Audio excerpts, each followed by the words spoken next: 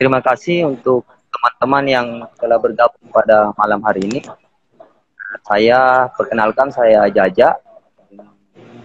Pada malam hari ini, The Post ID akan menggelar, kita ada program namanya sharing session.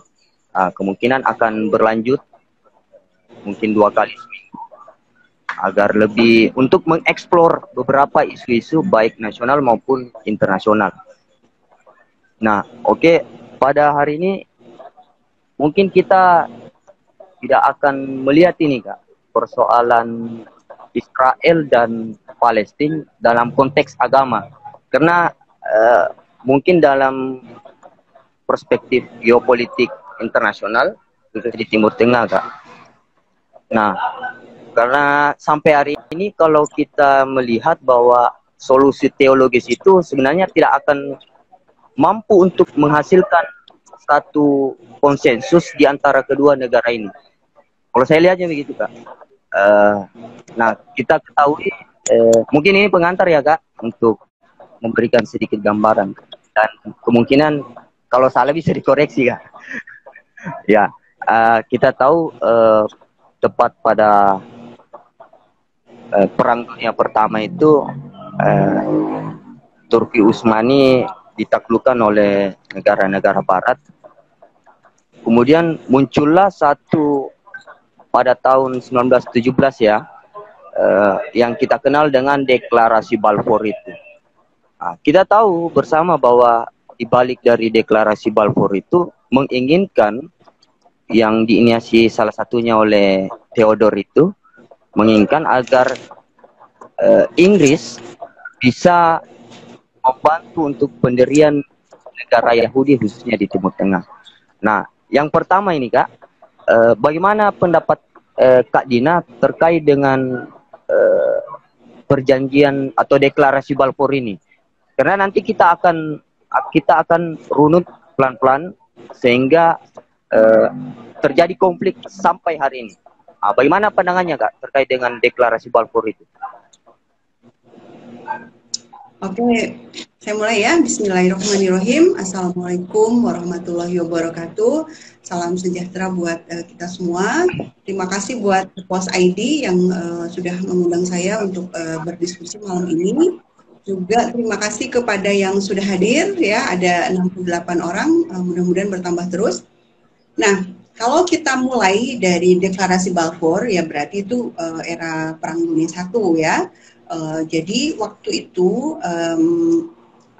Inggris itu memang memberikan janji kepada orang-orang kaya Yahudi waktu itu untuk membuat sebuah national home for Jewish people gitu ya. Jadi rumah nasional khusus buat orang Yahudi.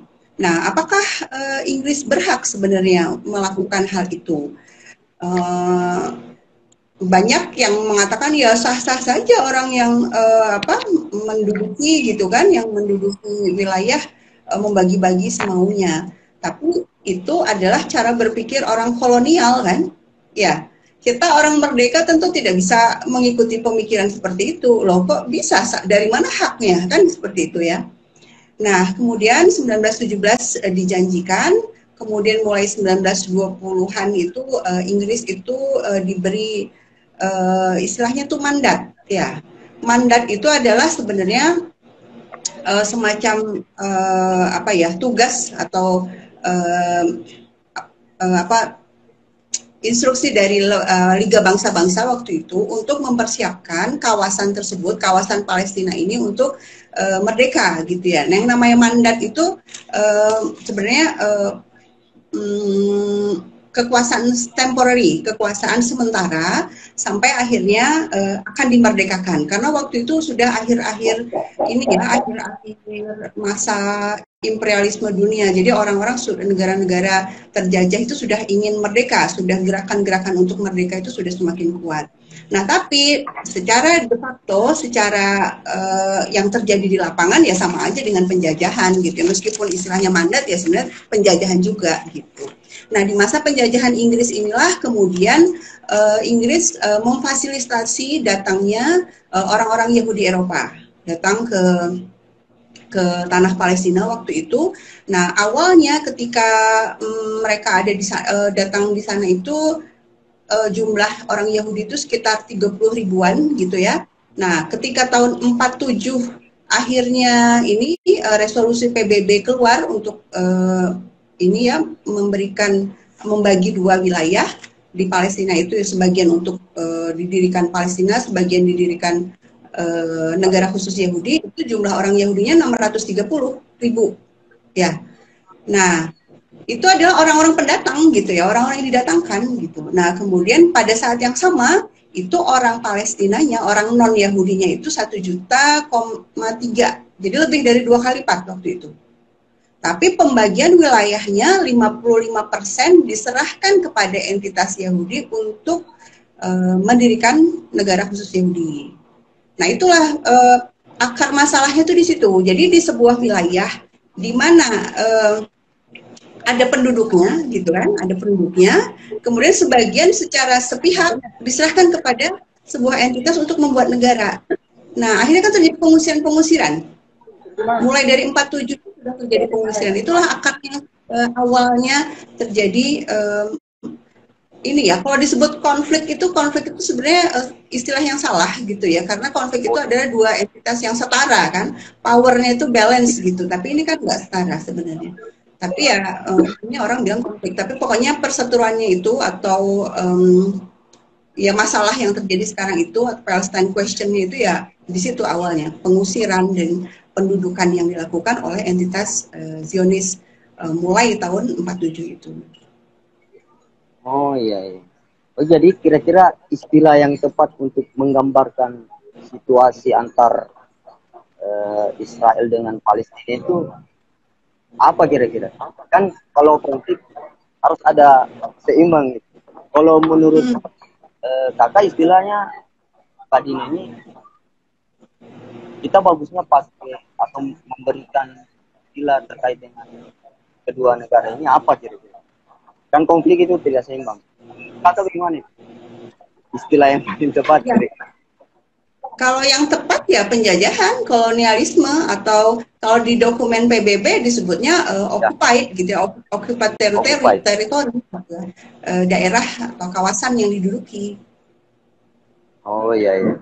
Ini Kak, terus ya, lebih kita lanjut. Istilahnya ya. Kalau kita rujuk ke buku-buku, misalnya itu settler colonialism gitu ya, kolonialisme para pemukim istilahnya gitu. Cuma di Indonesia mungkin masih belum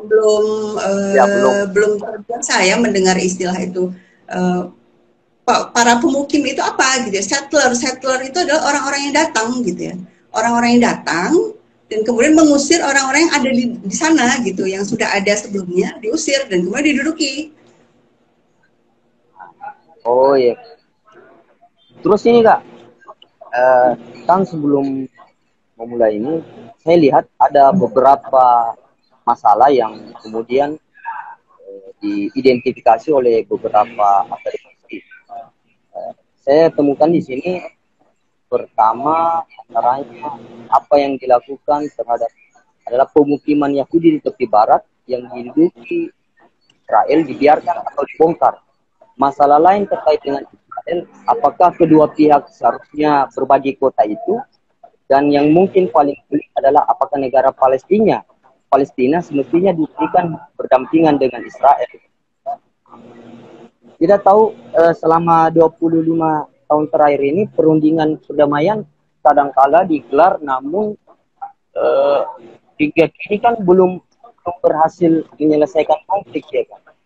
Nah, kalau kita lihat kan salah satu hal yang paling ini Kak, adanya satu permasalahan yang paling mendasar Kak, yang saya lihat. Salah satunya itu yaitu hak atas hidup. Dalam hal ini kita bisa lihat bahwa ada apa namanya, bisa kalau istilah teman-teman konflik agraria begitu. Nah, itu kan bisa kita lihat terjadi semacam okupasi yang seperti kakak maksud tadi. Artinya kan mereka secara tiba-tiba Israel ini, warga Israel Yahudi ini kemudian datang secara bisa dibilang eksodus besar-besaran ya kak, pasca deklarasi Balfour itu. Kemudian datang untuk kita bilang merampas tanah begitu kak. Nah, apakah ini juga menjadi salah satu problem mendasar sehingga sampai hari ini problem problem perang, kalau saya sih istilah perang gitu kan, perang ini berlarut-larut sampai sekarang. Nah, bagaimana tanggapannya terkait dengan pendapat saya tadi? Oke, mungkin saya perlu bantuan gambar ya, kelihatan nggak? Oh iya kak, oh kelihatan kak? Ya, jadi mungkin lebih mudah kalau pakai ini, pakai gambar ya, kita bisa jelaskan lebih mudah. Nah ini peta yang direncanakan oleh PBB tahun 47. Jadi PBB tahun 47 itu mengeluarkan resolusi 181 yang membagi dua wilayah nih. Yang hijau ya 181 ya kak? Yes. Nah, yang hijau ini direncanakan untuk orang-orang Arab. Awalnya seluruh wilayah ini isinya orang-orang Arab Palestina. Ya. Orang-orang Yahudi yang datang ya ada di mana-mana, di beberapa tempat mereka beli tanah, menduduki, tapi jumlahnya tidak banyak awalnya, tapi kemudian didatangkan terus. Nah, ini yang hijau-hijau ini direncanakan oleh PBB untuk orang-orang Arab ya. Yang biru-biru itu diserahkan kepada orang-orang Yahudi ya. Kemudian yang terjadi adalah, nah yang di daerah yang biru-biru ini kan sudah ada orang-orang Arabnya di situ ya. Tapi mulai 47 itu diusir semuanya, oleh kelompok-kelompok teror Zionis waktu itu, Irbun, Haganah, dan lain-lain ya. Dan mereka melakukan pengusiran, pembakaran rumah. Dan kalau orang Palestinanya tidak mau pergi, itu mereka dibunuh. Jadi ada pembantaian massal juga waktu itu. Oke. Nah, kemudian tahun 67 keseluruhannya dikuasai oleh Israel. Ya. Kenapa? Karena waktu itu ada perang 6 hari. Nah, kemudian seluruhnya itu dikuasai oleh Israel. Tapi kemudian ya Perjanjian Oslo 93, ini lihat, Perjanjian Oslo 93 akhirnya memberikan sekitar 15% itu kepada Palestina. Tapi sekarang nih, ini de facto-nya sekarang ya, saat ini yang disebut wilayah Palestina itu yang ini, kayak pulau-pulau kecil ini loh. Ya, kayak pulau-pulau kecil. Bayangkan negara macam apa kalau pulau-pulau kecil seperti ini? Di sela-selanya apa isinya? Di sela-selanya adalah permukiman Yahudi. Jadi didatangkan, jadi keseluruhannya ini kan istilah occupied territory ya, daerah yang diduduki oleh Israel. Karena tahun 67 tadi kan.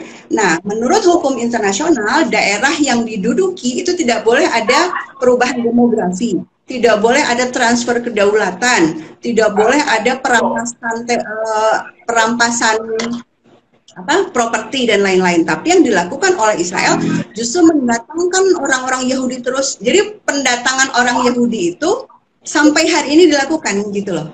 Terus didatangkan dari luar negeri, dari Amerika Serikat, dari Eropa, dari mana-mana, didatangkan lalu membangun perumahan-perumahan di daerah tepi barat ini yang saya kasih lihat ini. Ya. Jadi di sela-sela, jadi di tanah-tanah orang Palestina itu dirampasi, rumah-rumahnya diambil, terus mereka akhirnya mengungsi ke wilayah-wilayah yang lain gitu. Nah, ini fakta di lapangan seperti itu. Nah, hukum internasional adalah menyebutkan bahwa ini kesalahan, ini pelanggaran hukum internasional, pelanggaran konvensi Jenewa. Jadi kalau ada disebut perundingan damai gitu ya, sepanjang yang ini nggak diselesaikan, ya tidak ada perdamaian. Bagaimana mungkin bisa berdamai ketika orang-orang yang terusir tetap terusir gitu kan? Loh itu kan tanahnya, rumahnya. Nah, kemudian misalnya kita lihat proposal yang diberikan Amerika Serikat, Century Deal of the Century. Apa kata Trump waktu itu? Yaitu perumahan-perumahan, permukiman-permukiman Yahudi itu biarkan saja. Itu jadi tetap jadi wilayahnya Israel. Loh, jadi negara macam apa gitu kan? Kalau itu diterima, negara macam apa itu Palestina, tapi wilayahnya terpecah-pecah kayak gini, gitu kan? Terus di sela-selanya adalah wilayah Israel, gitu kan? Nggak ada negara kayak gitu di dunia ini kan? Nah, jadi kenapa kok belum nggak mau damai? Siapa perdamaian macam apa yang ditawarkan gitu kan? Kan aneh kalau ini tawaran yang terakhir terbaru kan dari Trump ya, Deal of the Century kayak gitu. Ya logika aja nggak mungkin itu bisa ada perdamaian dengan cara seperti itu kan? Karena tidak menyelesaikan akar masalahnya gitu. Oh iya, Bu. Ini Bu, sebelum saya lanjut, mungkin saya kasih kesempatan dulu untuk teman-teman. Ini ada salah satunya Andi Wulandani. Dia mau tanya nih Kak, antara Israel dan Palestina bukan perang agama. Bisa dijelaskan lebih rinci mengenai hal ini? Mungkin bisa diuraikan sedikit Kak. Karena kan selama ini orang anggap bahwa yang terjadi di Palestina itu sebenarnya perang agama. Mungkin Kakak bisa luruskan sedikit ini terkait dari pertanyaan dari siapa tadi? Apa itu Kak? Bisa lanjut Kak? Oke, saya paham. Jadi gini, kalau disebut perang agama, antar agama mana lawan agama mana gitu ya. Orang Palestina itu sampai hari ini ada yang Islam, ada yang Kristen, dan ada juga yang Yahudi. Ya, di Nablus itu masih ada loh orang-orang Yahudi yang asli gitu ya, emang dari zaman dulu tinggal di sana gitu ya. Nah, ketika ini orang Palestina juga dari berbagai agama dan mereka semuanya sama-sama dalam keadaan terusir, terjajah, diduduki wilayahnya dan sewaktu-waktu rumahnya bisa dirampas, ya jelas bukan perang agama gitu kan. Itu dari situ aja udah ketahuan ya. Cuma memang ada pihak-pihak yang menggunakan narasi agama. Siapa? Yang sering disalahkan selalu orang Muslim Palestina gitu ya. Padahal yang selalu menggunakan narasi agama itu justru orang-orang Israel. Jadi ketika ditanya loh, ketika dikatakan kepada mereka, loh Anda itu melanggar hukum internasional. Atas dasar apa Anda datang jauh-jauh dari luar negeri, kemudian datang ke tepi barat, dan sampai hari ini loh mereka terus datang ke tepi barat, kemudian mengusir orang-orang Palestina. Hak Anda apa? Secara hukum apa ini haknya? Mereka bilang, ya kata kitab kami katanya gitu kan. Ini tanah warisan nenek moyang berdasarkan kitab loh. Berarti mereka pakai kitab kan gitu kan. Meskipun kita yakin ya, maksudnya kita sebagai umat yang meyakini bahwa Tuhan itu Maha Pengasih, kita yakin bahwa tidak mungkin Tuhan menyuruh kekerasan dan kejahatan, ya enggak? Artinya apa? Ada kesalahan penafsiran atau sengaja menafsirkan ayat-ayat dengan salah gitu kan. Jadi mereka kalau sudah bahkan juga ini duta besar Israel untuk PBB ya, itu tuh dalam sidang ininya, dalam sidang di PBB itu sampai bawa kitab gitu kan. Ini sertifikat apa? Istilahnya apa ya? Surat tanahnya itu ya ini ayat kitab logo gitu ya. Mereka menggunakan narasi itu memang gitu kan. Karena mereka nggak punya justifikasi apapun untuk terus melakukan pendudukan di tepi barat dan melakukan pendudukan atau penjajahan di Palestina. Mereka nggak punya justifikasi. Hukum internasional semua udah bilang itu salah gitu kan. Mereka pakai justifikasi agama gitu. Tapi kita tahu bahwa ini bukan perang antar agama karena orang Palestinanya itu terdiri dari berbagai agama. Oh iya Kak. Terus ini ada juga yang tertarik sebenarnya Kak untuk bisa kita eksplor. Pertanyaan dari Akbar Fazima, dia bilang begini Kak, apa benar Hamas ini adalah kelompok radikal yang memanfaatkan perang dengan Israel? Karena beberapa jam yang lalu Kak, saya nonton di TV, ada juga pengamat hubungan internasional Dina siapa itu Kak? Sama dengan namanya Kak Dina Praktiono, siapa itu? Nah, dia panel dengan salah satu jurnalis senior dari Kompas TV. Nah, dia bilang begini Kak, sebenarnya baik Israel maupun Palestina memiliki kelompok yang sebenarnya ekstremis. Ya katakan begitu. Mungkin ini juga berkaitan dengan pertanyaan ini Kak, dengan Akbar Basima. Apa benar Hamas ini adalah kelompok radikal yang memanfaatkan perang dengan Israel? Nah, bagaimana tanggapannya Kak soal itu? Ya, sekarang perlu kita ketahui ya bahwa Hamas itu ada di tepi barat, ya, ada di Gaza ya. Jadi kalau kita lihat nih petanya ya, peta yang ini nih, ya, yang di daerah sini nih, ya itu Hamas tuh ada di sini, ya, Hamas tuh di bawah. Oke, kalau Fatah di mana? Fatah di atas sini di tepi barat, ya. Oke, jadi ini kan dua wilayah yang terpisah tuh. Nah, Hamas tahun 2006 itu akhirnya menghentikan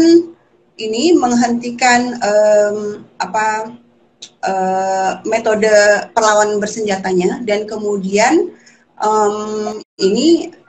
ikut pemilu, membentuk partai politik ikut pemilu. Jadi mereka waktu itu melakukan proses demokrasi. Jadi mereka ya sudah, oke, kita ikuti proses demokrasi, gitulah istilahnya ya. Jadi ikut pemilu dan bersama Fatah juga ikut pemilu, berusaha membentuk pemerintahan Palestina.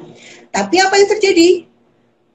Hamas menang, partai Hamas menang, dan itu pemilu itu sudah dinilai sebagai pemilu yang fair, yang jujur oleh pengamat-pengamat internasional. Bahkan Jimmy Carter juga menyebut itu pemilu yang baik gitu ya, yang sah gitu.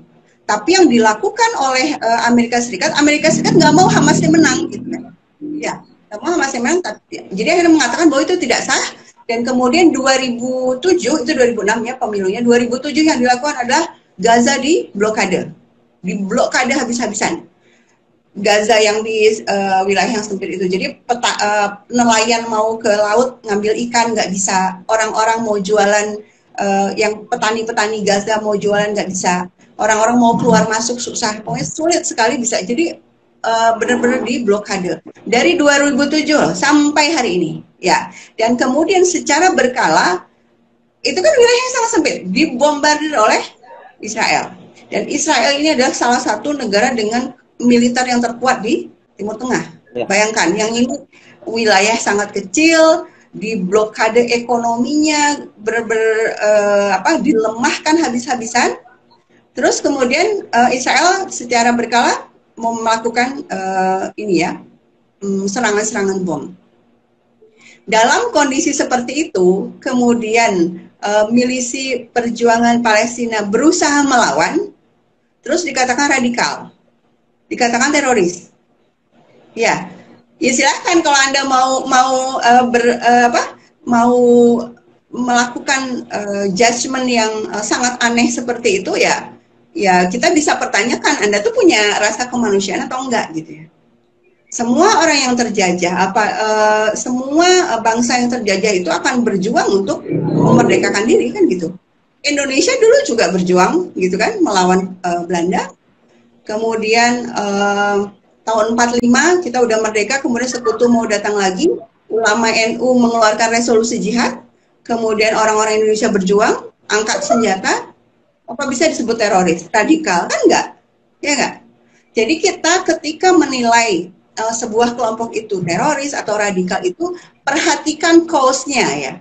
Tujuan perjuangan mereka itu apa gitu.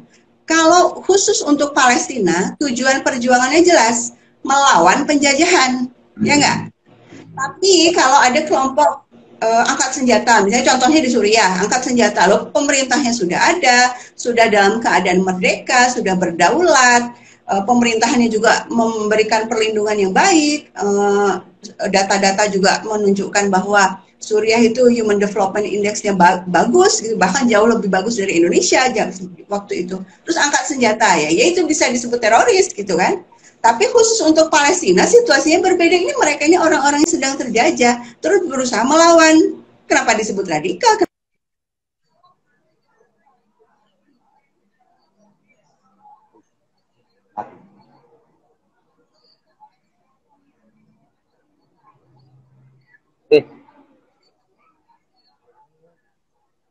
Pak di boykot ini.